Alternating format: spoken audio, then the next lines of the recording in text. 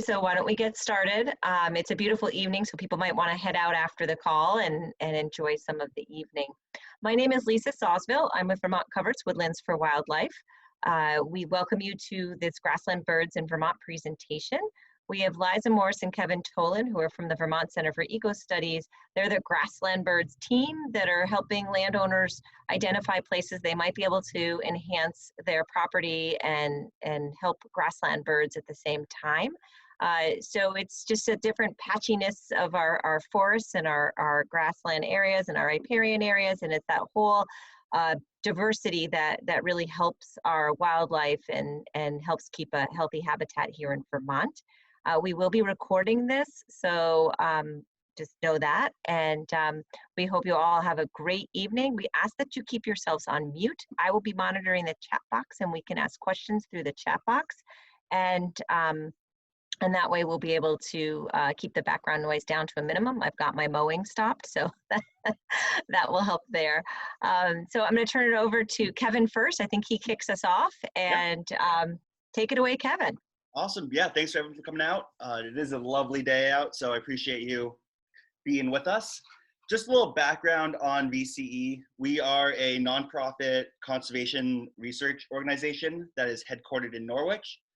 We primarily focus on birds in Vermont, as well as some migrants, as well as vernal pool amphibians and insects such as lady beetles, butterflies, and bees. So this is one of our outreach programs, though, that's built on top of some of our past research in grassland birds. And the point of this is really to help people across the state and into the Upper Valley, New Hampshire as well, to improve the habitat on their land if they want to manage for grassland birds. And we'll discuss why we focus on grassland birds in particular in a second. So when we talk about grassland birds, people have kind of a lot of different ideas of what a grassland bird is. And there are a lot of birds that traditionally have been associated with grasslands or at least agriculture. A prime example, I think, is the eastern bluebird, which is a bird that a lot of people kind of associate with open areas. However, when we're talking about grassland birds, for the point of this presentation and for our outreach, we're focusing not on these birds that nest near grasslands. We're focusing more on birds that nest within grasslands on the ground. These all use grasslands, but they're not quite as impacted by, say, like haying or direct land management because their nests aren't in the field on the ground. So when we're talking about grassland birds, yeah, we're really talking about the ones that are these 9 that we have in Vermont, really only 3 in numbers. The primary ones we talk about are the bobolink, the Savannah sparrow, and the eastern meadowlark. In the 1800s, when Vermont was largely deforested, that created a lot of habitat for these species that are native to the Great Plains. And as Vermont has become reforested, and as our agriculture has transferred from sheep to dairy, the land use has also changed, which has really reduced the habitat for a lot of these species in the state. And that's not just a problem in Vermont. That's a range-wide issue that's found in the US and Canada and elsewhere in the world. Grassland birds are the fastest declining suite of birds in North America. And that's a lot of times because they're found in agricultural landscapes, which have really high changes in land use. This is a kind of a show, this is demonstrating kind of like the native Great Prairies and how much has really been lost in the past however many years. On the right in the green is the tall grass prairie, which is kind of like the tall golden grains that grow to be like 6 feet tall. And then on the left in the orange is short grass prairie, which is kind of more like 10-inch tall shrubby habitat. And as you can see, for both of them, we have undergone a huge loss in that native habitat where they lived out west. And that's really unfortunate, but it also provides a lot of potential for management and conservation here in the Northeast. Although human land use has allowed these birds to colonize Vermont, they have become a staple in our human and agricultural heritage. And a lot of people really appreciate these birds. And if they're undergoing such a steep decline range-wide, it's always nice when we can do our bit here to help conserve them. And this map on the left is showing the opportunities for grassland conservation across the US. And the Northeast is really dark blue, so there are a lot of opportunities for conservation. Vermont has like 500,000 acres of grasslands approximately. That's about 8% of Vermont's total land. And so you especially see on the map, Orleans and Franklin County are very dark blue with some of the maximum potential for grassland conservation. As I mentioned before, we're really focused on these 3 species for our program. The other species are here in much lesser numbers, in some case only 1 or 2 nesting pairs in the entire state. These 3 birds, particularly the bobolink and the Savannah sparrow, are still here in decent numbers in Vermont, primarily in the Champlain Valley and the Upper Valley and other agricultural areas. The meadowlark is not here in quite as many numbers. There's a couple mating pairs in the Upper Valley, but other than that, there's mostly Champlain Valley. Those are we probably have less than 200 of those left in the state, so they're getting pretty scarce. A little life history on them: they are what we call a midgrass species, so they kind of use the not short shrubby grass, not 6 feet tall grass, kind of like a mid-ground 3-4 foot tall grass. As I mentioned previously, they nest on the ground, which makes them really susceptible to management. Should they feel get hayed too early, or if there's animals are grazing in too dense of numbers, they're really affected by that. And they also avoid field edges when they're nesting. So they really like large, wide open parcels of hay. Also, another reason that we focused on the bobolink and Savannah sparrow is because they have very similar habitat requirements. On this graph, it shows that there's a kind of a continuum in grassland habitat. On the left bottom, there's little leaf layer, it's very short grass, and there's high fire or high mowing frequency. And then as you imagine, as the mowing gets less frequent, the vegetation height increases. And so the bobolink, Savannah sparrow, as well as many of our other endangered species, have pretty similar habitat requirements. So when you're managing for bobolinks, you're really managing for a whole other host of species, not just limited to the grassland species that we focus on. And we do use bobolink as a proxy for all grassland birds. It's kind of a catch-all, because when you manage for bobolinks, you do manage for most grassland birds. And so just a little life history on the bobolink in particular. It's a long distance migrant, so it migrates about 6,000 miles one way. So it's a 12,000 mile round trip per year. They overwinter there in kind of mid to South America, and then they breed in northeastern to the Midwest US and into Canada. Actually, can you go back to that one just 1 second? Mm-hmm. We did do an entire presentation with North Branch Nature Center just on bobolink ecology, and so we can make sure to link that as well. But for this presentation, we're focusing less on the ecology and more on managing for their ecology to be able to allow them to breed. So I'll throw that link for people who are interested to watch later at a given time, a later time. Yeah, so we are going to be talking about ecology as it has bearing on how you manage as a landowner. So we don't need to understand the ecology of the birds and their wintering grounds necessarily, but we do need to have a pretty good idea of their ecology, their habitat needs here during the breeding season, so that we can manage for that. And so we can sort of understand their perspective, the bird's eye view perspective as landowners. I saw Alicia's eyes go really big with that 12,000 number. And so I think I feel a particular empathy for them, that when they've traveled all this way, we want to be making habitat for them to actually make that journey worth the trip. You know, they really have worked hard to get here, and I just feel like as Vermonters and those of you who own land, it's a great opportunity to, you know, not make their life any harder once they get here. So we're going to be talking about the habitat characteristics that are really key for bobolinks. as well as the threats that are relevant to you as a landowner and your management.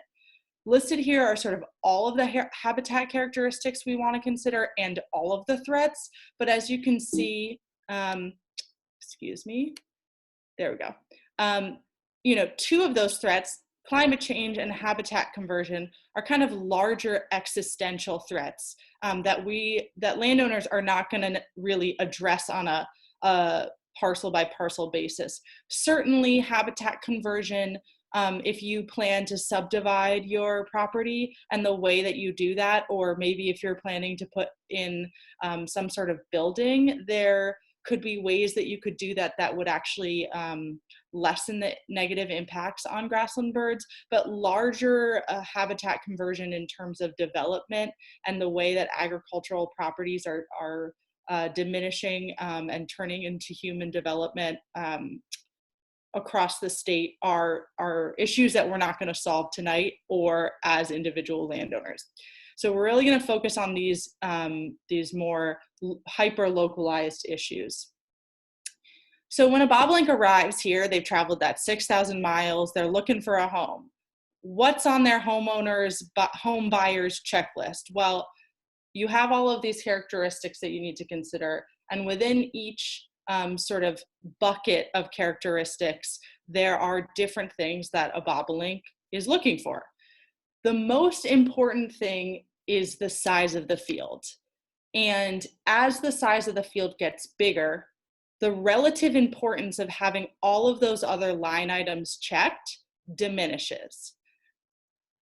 These are kind of, we've really generalized the line items here, and the importance of the relative elements will vary across regions, across even between properties. So one landowner who may find that they have the same size property as another landowner with similar vegetation composition within their field may find that they have very different nesting density than another landowner simply because of regional differences. So this is a good checklist to go by, but just know that nothing in nature is certain. And so, you know, don't get frustrated if you feel like you have all these boxes checked and you're not seeing what you want to be seeing in terms of bobolinks on your property.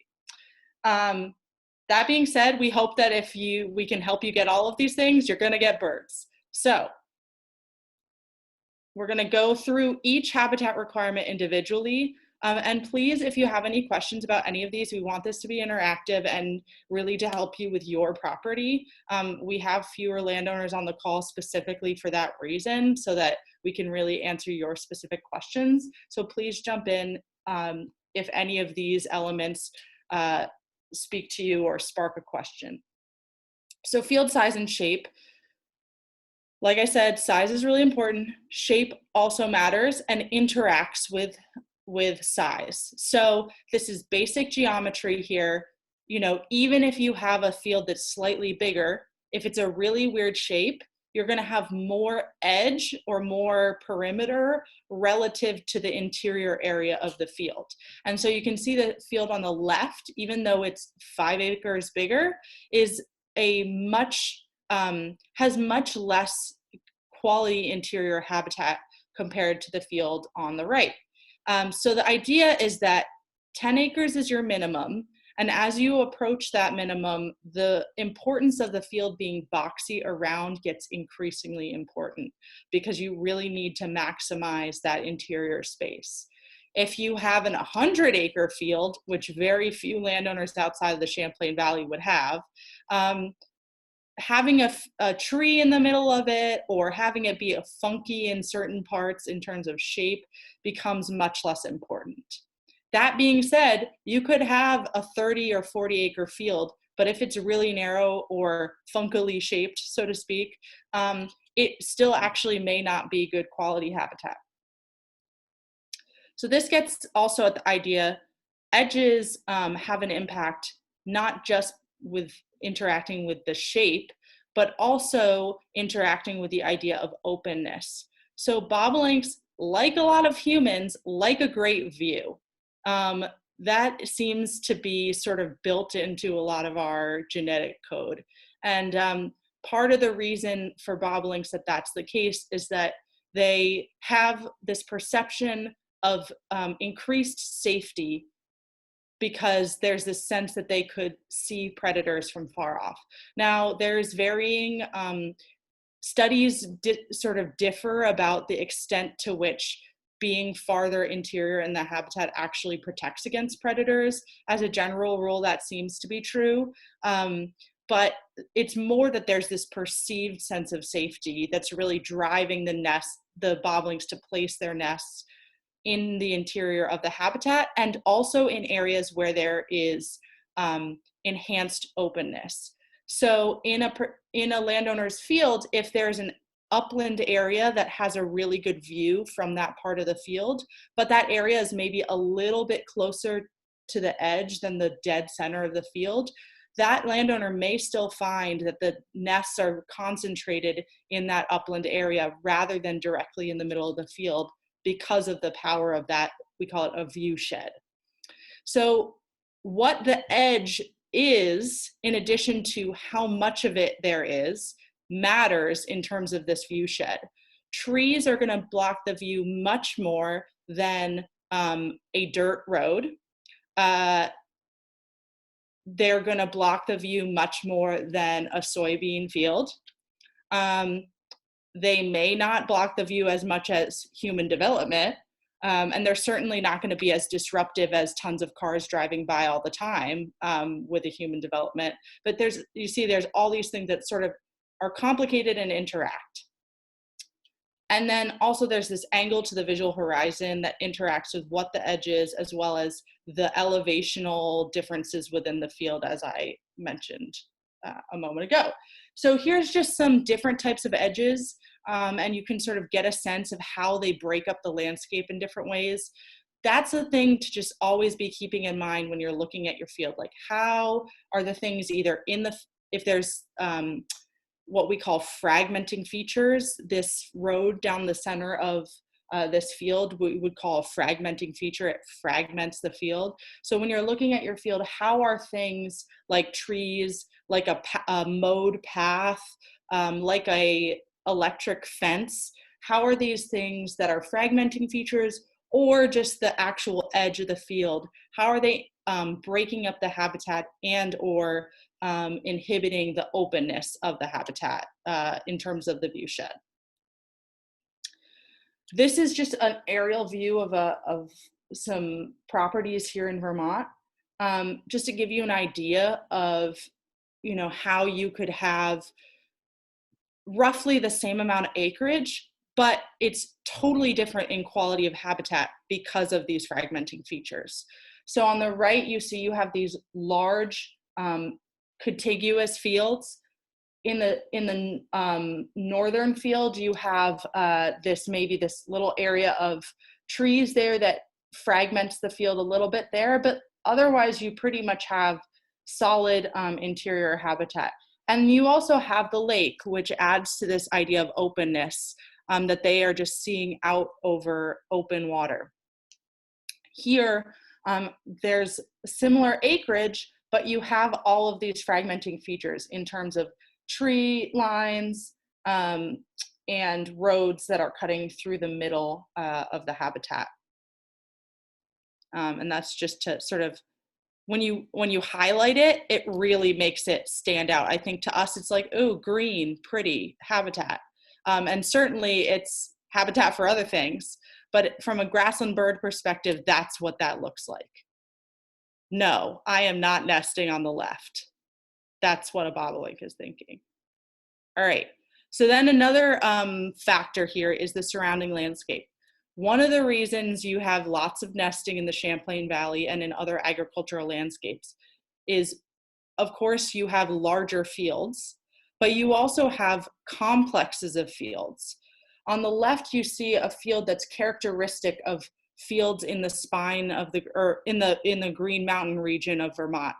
On the right, you have fields that are more characteristic of the Champlain Valley. And so even though the field on the right is smaller, And even though the field on the left is bigger and also very boxy, both things that we want to see, because the field on the left is, we call it a postage stamp in the forest, it is very unlikely to be colonized by bobolinks. So this is where understanding their ecology comes into play. So bobolinks have what we call high site fidelity. That means that they return to the same site year after year very faithfully. Adults have very high site fidelity. So if an adult is born in a field, they migrate south and they come back the next year. They may nest in that field or a field very close by. And then from then on, they're going to try to come back to that field that they nested in. The chance for colonization of new fields where maybe bobolinks weren't originally born comes from the young coming back their first year to breed. The young males usually return after the older males. Some of that comes with migrating experience. When you have experience, you're just a better migrator, and you can get here earlier. You also may be more physically fit as an older male and be able to make that journey in less time. And you may be actually more risk tolerant, so you may leave earlier with fewer fat reserves to arrive here earlier. High risk, high reward. You leave earlier, higher risk, but you arrive earlier and you get the prime habitat. So then the young males arrive and the prime habitat has already been claimed. And so they try to come back to their natal field, the field where they were born, but then they get bumped by the older males and they try to go colonize a nearby field. And so that's where the landscape's context comes into play. If you have this 25-acre field that if it doesn't already have bobolinks, it's going to be challenging for it to get colonized by young from another field. If it does already have bobolinks, that's great. The challenge is, where do the young that are trying to come back to that field go should they get bumped from that field? So this is where landscape context comes into play. When landowners say that they want to contact us with questions about managing their land for grassland birds, we usually ask them to send us a GPS coordinate for their field. And that's really so that we can see what's going on around your field. And what, also there's things like eBird is a great tool. We can see, have there been bobolinks seen in your area? So if there are bobolinks seen in the area, maybe even on your field, but if not around, and you have a great landscape context in terms of habitat, then there's a good chance you could get bobolinks on your property with proper management. So once they get to your field, the vegetation structure they're looking for is predominantly grass. Probably not shocking, we're talking about grassland birds. But there are grassland birds, or at least birds we call that like old fields, that can handle a different vegetation composition than bobolinks and savanna sparrows and meadowlarks. So turkeys, woodcock, snipe, they like these wetter, often shrubby, older fields. Also, species that need habitat protected, and so not a bad thing to have those types of habitat on the landscape. But if your goal is managing for bobolinks and the other grassland species we're talking about, then having woody shrubs, even in the form of like a single stem, when dogwood comes up and it's just really small, even that is going to infringe on the habitat that bobolinks are looking for. Obviously, invasives are always bad, and we'll talk more about what the invasives you should be looking for are.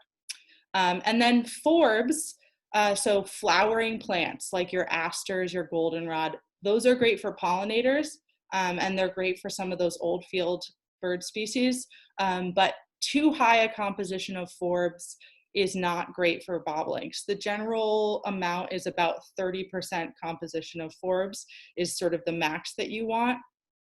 And otherwise, so we recommend, if a landowner has smaller parcels on their property as well, that if they really want to manage for pollinators, we can do a little bit for everyone. The bigger fields are really focused on the grassland birds, and then the smaller fields could be focused on those more old field or shrubland species or your pollinators. And then finally, litter is something to consider. So if you are brush hogging your property rather than haying, this is something you got to worry about. The grassland birds we're talking about only like a certain amount of dead vegetation layer in among the grass. And so that's something to watch out for, to not let that build up too much. And then finally, soil and weather conditions. So unlike some of the other bird species like red-winged blackbirds who nest in wetter areas but slightly up off the ground, like in the reeds, bobolinks can't nest on the ground, and so they can't nest when the ground is totally saturated or even completely flooded. Beyond that, they can be negatively impacted or just simply not nest in areas of fields that just stay wet. And they can be impacted by storm and rain events. So they won't nest if the field area is too wet, and their nests can get destroyed by those big rain events, which is obviously an increasing issue with climate change. So I'm just gonna go over a couple of the threats real quickly. As Liza mentioned earlier, climate change, obviously an existential threat. Can't really focus on that while you're managing your land. So we're going to go over invasive plants, and we'll touch on management for invasive plants in a little bit, as well as predators and intensive mowing. So there's two events of invasive plants we're going to touch on. One is the yellow rattle that's newly introduced from Vermont to New Hampshire. It's hemiparasitic, so it does produce its own energy from from chlorophyll, but it can also tap into the roots of other plants and kind of suck nutrients from them as well. And then wild chervil is another species of invasive in a lot of hay fields. It's biennial, or a short-lived perennial, so it's pretty short-lived. So you usually got to keep it from seeding to get rid of it.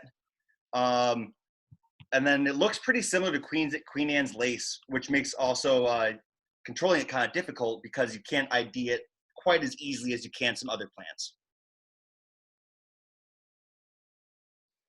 Predation is another issue.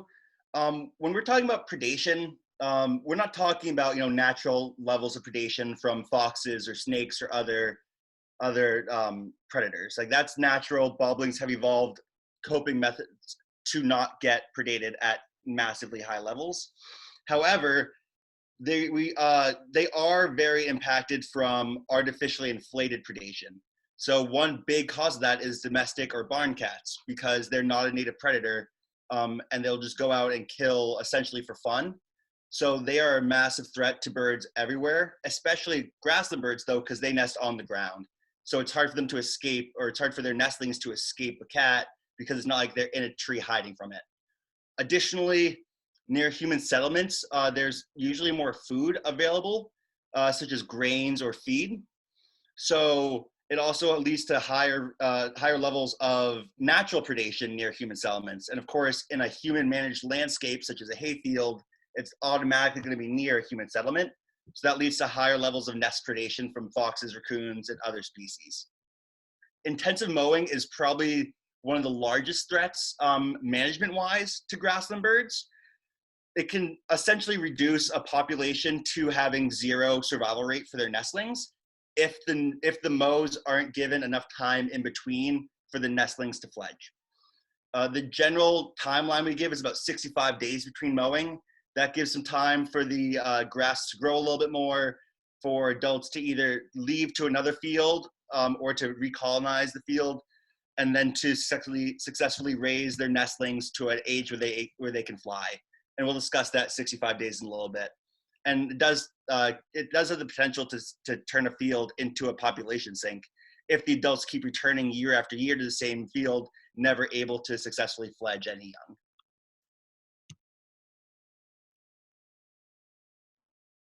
So now we're going to talk about management strategies, considering both the needs of the birds, the threats that they face, and also what your particular situation as a landowner is, whether, you know, including both what habitat you already have available, logistically what's feasible for you, financially what's feasible for you. All of these things interact, and we basically work with landowners to find a solution that is sustainable, to balance all these things moving forward. The end result is that you know, you may not have the most perfect management plan in terms of getting the most amount of nesting possible, but what it does mean is that it's sustainable to get nesting over the long term. So the main management strategies, and Diane shot me a message about mowing and what happens if you are one of those postage stamps in the forest. Is there a way that mowing can be part of a management strategy, even if it's not for grassland birds? And I will get back to that, because yes, the answer is absolutely yes. Depends on what your goals are, but I will definitely get back to that. So for grassland birds, the main strategies we recommend are landowner monitoring for the birds, mowing, particular mowing schedules and strategies, prioritizing different fields based on their quality of habitat, and then similarly prioritizing within a rotational grazing scheme for landowners who have livestock that they graze. So landowner monitoring is very important, most of all, so that you understand what's going on your property. The presence of bobolinks and other grassland birds is not a guarantee of nesting, and that's really important to understand, because you could be doing all of this work to try to get the farmer that mows for you to delay mow, or do any of the other strategies we're going to talk about, but it is a waste of time if you don't have nesting happening. It doesn't mean that you couldn't manage in anticipation of trying to have nesting occur, but you know, if it's going to be a real struggle for a number of reasons, you need to weigh that with whether or not you actually have nesting. A scenario in which you could have bobolinks but not actually have nesting happening is that if a neighboring field gets cut in June, sometimes birds that go there are there to nest, end up getting bumped to a nearby field that maybe has slightly less good quality habitat, but habitat nonetheless, to spend the duration of the season. They probably will not breed there if it's late enough in the summer. And so that might be a situation where you're seeing bobolinks in your field, but not getting nesting. So monitoring can help you determine breeding status. And it can also help you determine, if you know you have nesting, when is the earliest date that you can mow safely. So the more monitoring you do, the better, because the more monitoring you do, the more likely it is you will see different courtship, breeding behaviors that will help you track that schedule. When you're monitoring, do not search for nests. You're more likely to step on one than you are to find one. And if you're interested in monitoring, Kevin can definitely walk you through those protocols, so that you feel confident monitoring during the season. What to look for.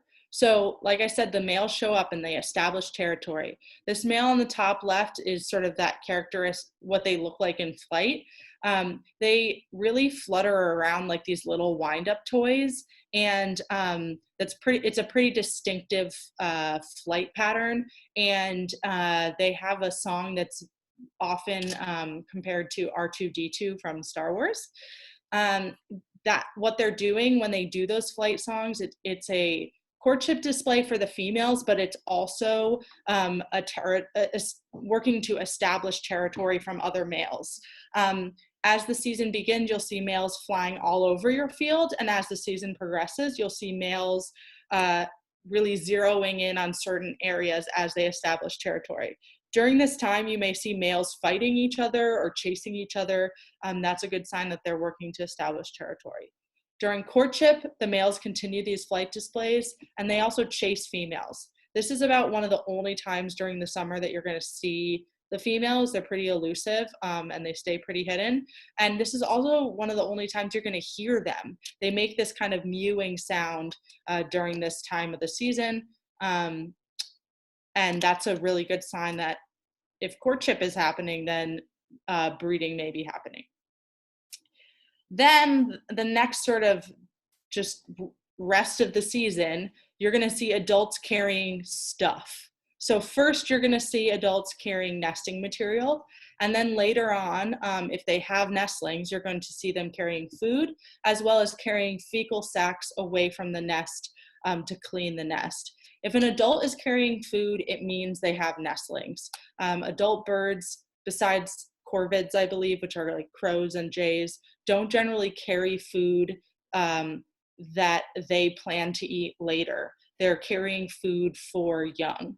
So if you're seeing a bird with an insect in its mouth, that's a really good sign that you have young. So no matter where you are in Vermont, in New England, in general, the nesting schedule is 50 days. The nest building, from the commencement of nest building to when the whole breeding season is finished is about 50 days. That starts at different times depending on where you're located. It also starts at different times depending on seasonal variation. So this spring was a really late spring. That can push nesting later, but it's still going to take about 50 days. Each of these sections, you're going to see those things that I talked about, the nest building, the carrying food, and the carrying fecal sacs. And you're going to see the carrying food all the way up to when the nestlings or all the way up till migration, practically, because the young are fed even past the point when they can fly. So one of the best ways to help ensure successful fledging and survival of the young is to delay mowing till August 1st. This date is a general date that can be applied regionally. It was developed out of the Champlain Valley, so in some cases August 1st might be a little early for some other locations, but it's pretty conservative and so can be applied pretty widely. It also accounts for a late spring, so even in a late spring, you should be able to hay on August 1st or slightly past August 1st and ensure the survival of most of the young, if not all of the young. Because at that point, they should be old enough to fly. If they're not old enough to fly, they're certainly old enough to hop away from the mower, and we'll get to different mowing patterns that you can use to ensure that that happens later on.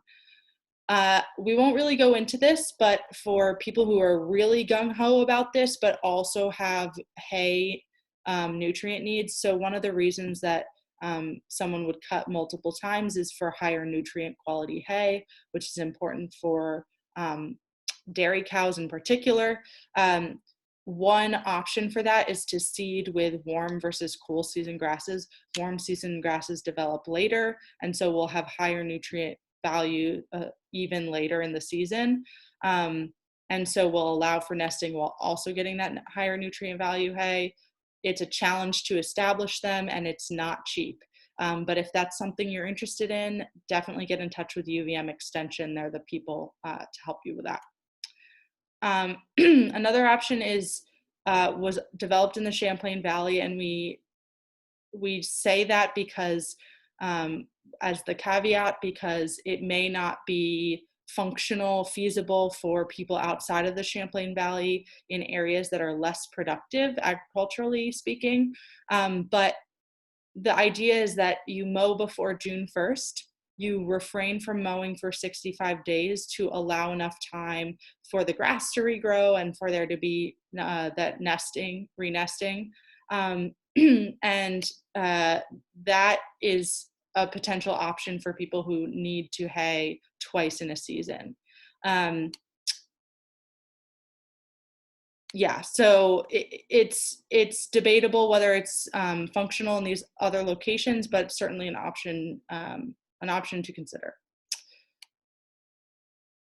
Oh, sorry. What I was going to say is also, we didn't mention this, but in the case of, an early storm or an early haying, if it's early enough, and this is where the June 1st date comes in, bobolinks will often renest. They only have one brood in a season, generally speaking, but they will attempt a new nest if their first attempt is destroyed early enough. Importantly,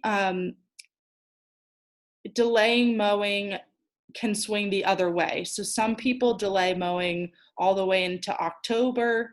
Maybe they only mow every other year, and that can lead to more scrubby old field or even shrubland habitat, like on the left. Great for other species, but not great for grassland birds, as we've said. And so you want to make sure you are mowing enough to maintain that. The challenge is balancing that with not having what we have on the right, which is potentially too much haying, too much cutting, which turns a field into a population sink. So on the one hand, you have no nesting, which is in some ways better than mortality, which is what you have on the right. And the idea is that as a population sink, you have mortality, but you also have the birds coming back every year only to be unsuccessful. Because when they arrive, they don't know that you're going to cut in June. So they will still see what is prime habitat, even if ultimately it is not.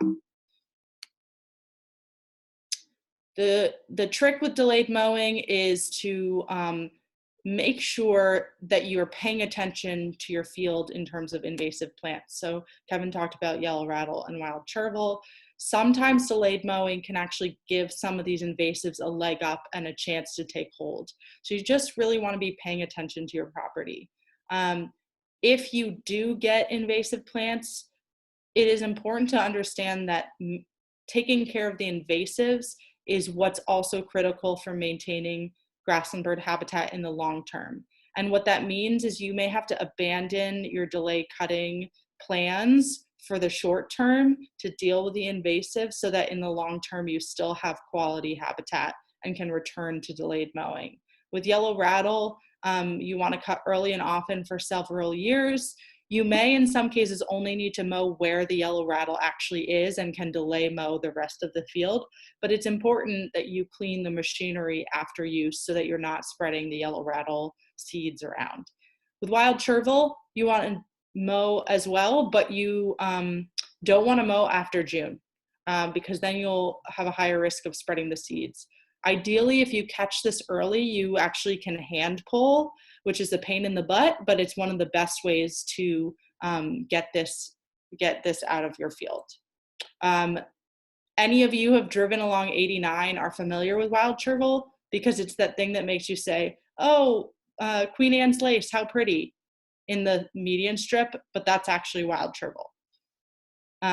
So if you have something that you think might be wild chervil, it's useful, it's worth going. We have some resources on our management page about these invasives. Also, vtinvasives.org has information as well. Kevin, this one is you.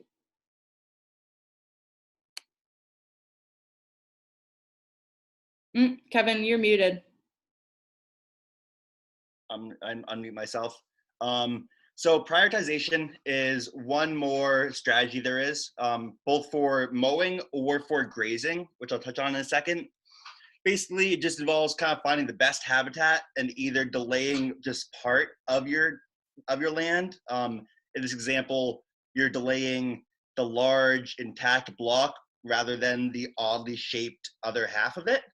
That is just a good way to just kind of maintain the best habitat as well as you can, while also getting hay that you may need during the season as well. When you're using this for grazing, it's also useful to establish your best habitat and then rotating that in either last, or rotating it in first and then waiting another ideally 60 to 65 days before hitting it again with any grazing. It's important to know that bobolinks did evolve with ungulates out in the Midwest. They evolved with bison, but bison are migratory. And so even if they were in an area with a lot of bobolinks, the chance of the nest getting trampled was relatively minimal because the bison were only there for a very short amount of time. In a paddock where you might be grazing your cattle for a week or two, depending on the size, that's going to be a lot more. That's going to really increase the likelihood of nest trampling because it's just more time and more chances for the nest to get trampled on. Liza also mentioned mowing strategies. Should you need to mow while they're still nearly flightless young or young that are just barely beginning to fly? These all center around not corralling them toward the center. The one on the left kind of chases them one way, leaves them some hay to reside in while they mature their last couple of days or however long it is till they can develop their flight feathers. It's also important to know that the difference between survival and death during mowing could be the difference between a day or two. So even if you can just either delay 1 or 2 days or use one of these mowing strategies to push the birds away from where you're mowing, that might give them just the extra day or two they need to mature and become flying adults or flying subadults, which, as I said, is what all these kind of strategies are centered around, is maintaining at least a portion of the field or just chasing them so they're not getting cut by the mower all at once. Now we're going to go into some kind of examples of how we would manage, and I'd really like to kind of make this a little more interactive rather than us just talking. So just kind of think about, like, say this is a landowner that they own all these fields and they can only delay 1 or 2 of the fields. What field would you say would be the best to delay? If you just want to throw your thoughts in the chat box. Yeah. And while people are doing that, I'm just going to address Diana's question. So Diana said that she has a property that is that postage stamp archetype we talked about. Very common here in Vermont. And if we're talking about a pasture that has a lot of forbs, maybe some shrubs, that's also very common. And there's definitely things you can do if your goal is maybe to keep that land open just for your own personal aesthetic enjoyment, but also for species that need habitat that historically was created by natural disturbance regimes.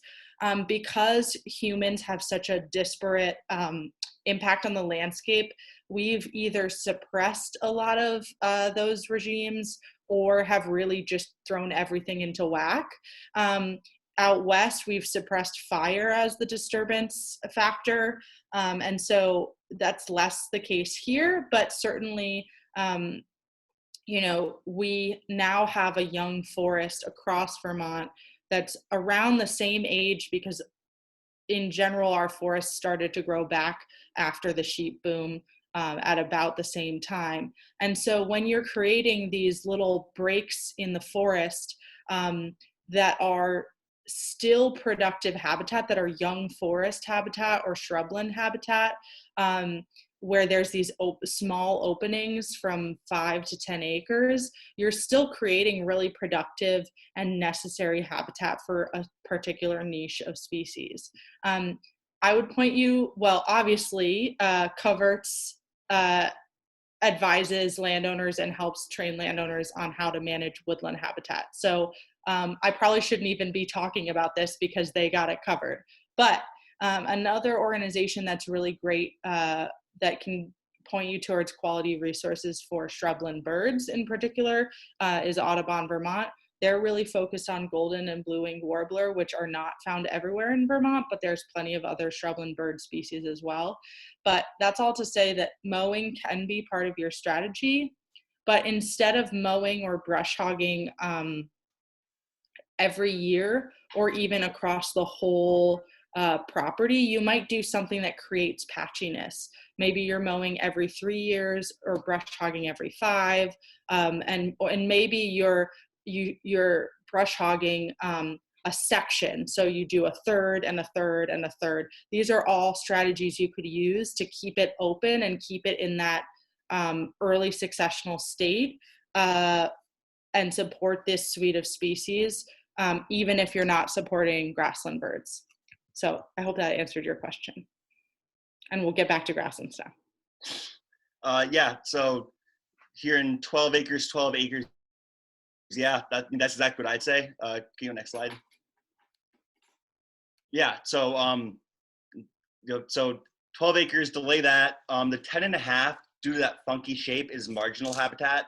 So I'd say monitor that just to see if they are nesting there. If they are nesting there, consider delaying it, although it's not ideal habitat. So I wouldn't be pushing too hard. And all the other ones are either too small or too thin to cut. But as Beth mentioned, remove the hedgerow above this, below the 7.5 acre. And yeah, that's totally, Liza, next slide. That's exactly what I was thinking, actually. And I don't stop at the 7.5 acre hedgerow. Like, might as well take out that 2.5 acre one and that little peninsula sticking to the 12 acres. And then again, I would delay that large 23 acre parcel. If you did that, I'd suggest, honestly, just don't delay the 10.5 acres. Cut that if you need the hay. And then anything that would be nesting there, if there's anything nesting there, would likely either go to the new 23 acre parcel and attempt nesting if you cut the 10.5 acres early enough, or it would go elsewhere and maybe not breed for the season, but will have habitat for the rest of the season. And then you want to go to the next one? So we have one more example, I think. Oh, wait, let me just add one thing. So for the 10.5, the other reason you might have nesting there, even though it's a weird shape, is that it's at that higher elevation relative to the other areas. And it's actually on a kind of a slope, but you might have areas in here that where, like we said, that view shed is the best. And so the fact that it's higher up may actually take precedence over the funky shape. The other thing I'll say, and Lisa brought this up at the last workshop we did with Coverts landowners, that removing these hedgerows could be a problem for other wildlife that use hedgerows to move between. That's totally fair. I would just say, if you're talking about creating good grassland habitat in a largely forested matrix where it's you still have a solid chance of getting grassland birds, connectivity is not for those species that need forested landscapes, is not going to be quite as challenging if they have a forested landscape otherwise around the property, and you're still maintaining as many hedgerows and things as you can. We might even say in this 5.5 acres, let that grow into more shrub, like maintain that as shrubland, or even let that go into forest, because you're not going to be getting any good hay from that. And so that can increase maybe the forested acreage of your property while still increasing the grassland habitat potential. Yeah, totally. One last example. This is kind of two large fields that are bisected by kind of a small row of trees. To the northwest, there's that solar field. So that's probably not going to be great habitat because a bird's not going to want to nest under the solar field. Like, as Liza mentioned, that's a terrible view shed. The exact opposite of what they'd like. So with this kind of, can you go to the next one? with this kind of scenario, I'd say delay cut the more funky shaped 20-ish acres, keep that large 23 acres open. And with that 9 acres, you could kind of swing either way on that. It's wide enough and open enough that it would likely provide habitat. However, it's not going to be as optimal as if it was that 23 acres. So if you needed to hay that for the hay for the winter or for the breeding season, whatever, you could. Or I'd say moderate, and if it's present, if there's boblinks present, consider delaying it, or doing that 2-cut delay that we mentioned earlier. Yeah, you might also consider the 2-cut delay in the red, depending on, again, you know, we're not saying don't monitor this or don't delay it. It's more in a scenario where someone needs the hay. Yeah. This is how we would break it up. If you look here, you know, there are trees dividing these two areas, but the hedgerow is still relatively sparse, and so there's still the benefit of having these two areas just adjacent to each other and relatively large. So you still have a solid chance of having nesting in both areas. But again, it's about balance. Yeah. Cool. So I'll just go over quickly some financial incentive programs as well. The Bobbling Project is a pretty well-known one.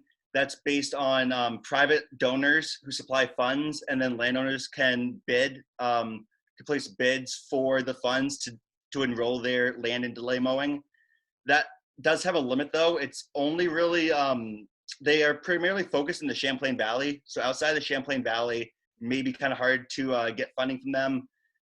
Also, the funds are limited because it depends on how many donors they have that year.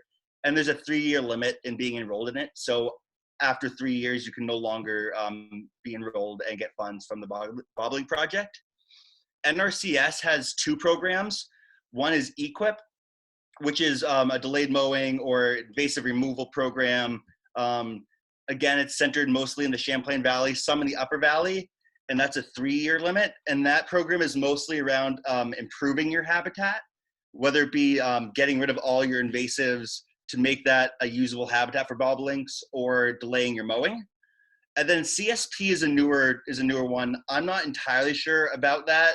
Other than the way it's been explained to me is that it's more of keeping your land in healthy habitat more so than creating better habitat.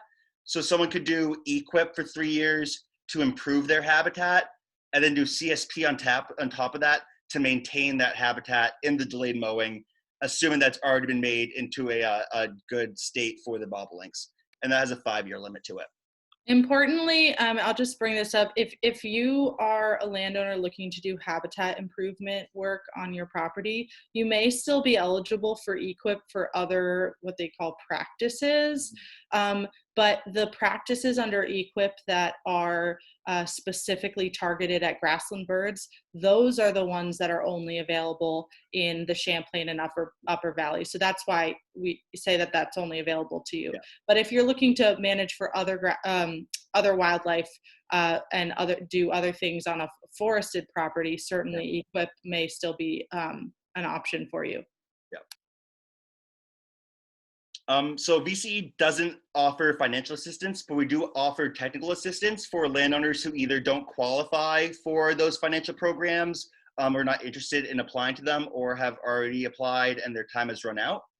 So we kind of come to landowner visits. We'll walk the land with the landowner, discuss the landowner's goals and their needs, and try to find that happy compromise between letting the landowner be happy with how they're managing it, while also providing some bobolink habitat. Unfortunately, this May has been a little bit short. Short on the field work at the moment, but I'm hoping that in June I'm going to be able to begin making landowner visits, and I'll be doing that into July into August as well. So if anyone's interested in a landowner visit perhaps, or just talking more about grassland management, that's the email, grasslands@vcecostudies.org, and I'd be happy to talk to you about that. And then we also offer a couple print resources as well. These are all online at vcecostudies.org. One on the left is a priority species basic ID sheet. For those that are interested in getting out and monitoring the birds, but aren't too sure about, what's what, or, they don't have a bird hand guide on them. So on the front, it goes over the basic, the priority species. On the back, it goes over 2 additional species and 2 lookalike species as well.